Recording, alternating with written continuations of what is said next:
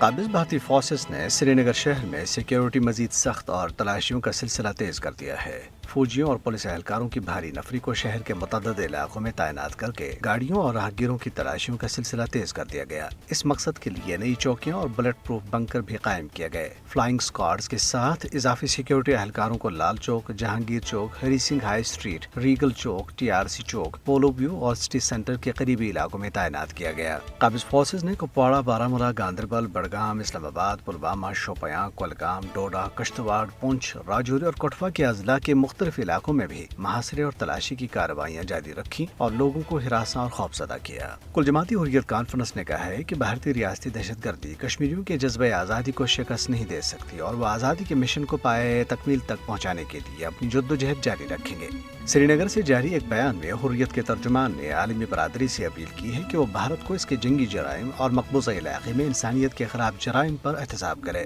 Jammu Kashmir liberation front نے کہا ہے کہ اس کے محبوس چیئرمین محمد یاسین ملک نے بھارتی حکومت کو ایک خط لکھ کر ان کے خلاف 3 دہائیوں سے زائد پرانے بے بنیاد مقدمات میں منصفانہ ٹرائل اور عدالت میں از خود پیش ہونے کا موقع فراہم کرنے کا مطالبہ کیا ہے۔ فرنٹ کے ترجمان کے مطابق محمد یاسین ملک نے گزشتہ روز عدالت میں ایک کیس کی آن لائن سماعت کے دوران جج کو بتایا کہ انہوں نے خط میں لکھا ہے کہ اگر ان کے مطالبات پورے نہ کیے گئے تو وہ 22 جولائی سے بھوک ہڑتال شروع کریں گے۔ بھارتی حکام نے خراب موسم کے باعث ہندو امرناتھ یاترا عارضی طور پر معطل کر دی ہے۔ اس سے قبل 8 جولائی کو بادل پھٹنے کے بعد یاترا کو 3 دن کے لیے عارضی طور پر روک دیا گیا تھا، جس میں 16 یاتری ہلاک اور 30 سے زائد لاپتہ ہو گئے تھے۔ PDP صدر محبوبہ مفتی نے کہا ہے کہ مودی حکومت نے امرناتھ یاترا کو ایک سیاسی مسئلہ بنا دیا ہے۔ انہوں نے کہا ہے کہ ماحولیاتی اور موسمیاتی حالات روزانہ 5000 سے زیادہ یاتریوں کو غار تک جانے کی اجازت نہیں دیتے اور پھر اپنی ہی قائم کردہ کمیٹی کی سفارشات کو بالائے طاق رکھ کر مودی حکومت نے اپنی سیاست اور ضد کے تحت زیادہ لوگوں کو امرناتھ جانے کی اجازت دی۔ انہوں نے کہا کہ 8 جولائی کے سانحے میں ہلاکتیں اور دیگر نقصانات اس سے کہیں زیادہ ہوئے جو حکومت نے ظاہر کیے۔